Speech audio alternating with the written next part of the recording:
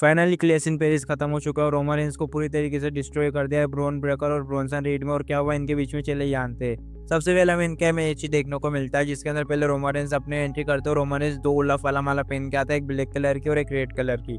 और जैसे ही मैच चालू होने वाला रहता है ऑडियंस रोमन रेंस का गाना गाती है, रोमन रोमन रेंस। और जैसे ही मैच चालू होता है ब्रॉन्सन रीड को डोमिनेट करना चालू कर देते हैं रोमन रेंस। फिर ये दोनों रेसलर रिंग के बाहर भी फाइट करते हैं। फिर उसके बाद ब्रॉन्सन रीड डोमिनेट करना चालू कर देते हैं रोमन रेंस को बहुत बुरा वाला। रोमन रेंस कमबैक करने के लिए सुपरमैन पंच लगाने की कोशिश भी करते हैं लेकिन ब्रॉन्सन रीड दोनों बार ही उनको रिवर्स कर देते हैं। फिर हमें इस मैच का टर्निंग पॉइंट देखने को मिलता है जब रोमन रेंस लगातार दो सुपरमैन पंच लगा देते हैं ब्रॉन्सन रीड के ऊपर। ब्रॉन्सन रीड भी इसके ऊपर किक आउट कर देते हैं। फिर जैसे ब्रॉन ब्रेकर को एक स्पेयर लगाना जाते हैं रोमन रेंस, उसको रिवर्सर करके ब्रॉन्सन रीड एक पावर बॉम्ब लगा देते पर इसके ऊपर भी स्टिल किक आउट कर देते रोमन रेंस। फिर हमें इस मैच की एंडिंग में क्या देखने को मिलता है कि ब्रॉन्सन रीड एक सुनामी लगाने की कोशिश करते हैं रोमन रेंस को, पर Roman Reigns top rope someone rope लगा देते हैं ब्रॉन्सन रीड को और एक स्पेयर लगा कर ये मैच जीत जाते हैं। फिर रोमन रेंस मैच सेलिब्रेट करने लग जाते हैं। फिर वो ऑडियंस के बीच में जाकर भी अपना हाथ ऊपर करते हैं। फिर हमें क्या देखने को मिलता है कि रोमन रेंस रिंग के अंदर जाते हैं पॉल हेमन से अपनी जूतों की माला लेने, लेकिन फिर रोमन रेंस उसके ऊपर ही अटैक कर देते हैं पॉल हेमन के ऊपर। फिर वापिस से रोमन रेंस रिंग के बाहर जाता है, अनाउंसर टेबल पे खड़े होकर अपने जूतों के ऊपर साइन करके ऑडियंस के ऊपर फेंक रहे होते हैं। तभी वहां पर ब्रॉन ब्रेकर आकर खतरनाक सा स्पेयर लगा देते हैं और अनाउंसर टेबल तोड़ देते हैं रोमन रेंस के ऊपर। ये सब लोग जाने लगते हैं, Bron Breakker Bronson read Paul Heyman को लेकर जाने लगते हैं, रोमन रेंस भी जाने लगते हैं। तब हमें क्या देखने को मिलता है कि ब्रॉन ब्रेकर वापस से आकर एक खतरनाक से स्पेयर लगा देते हैं रोमन रेंस को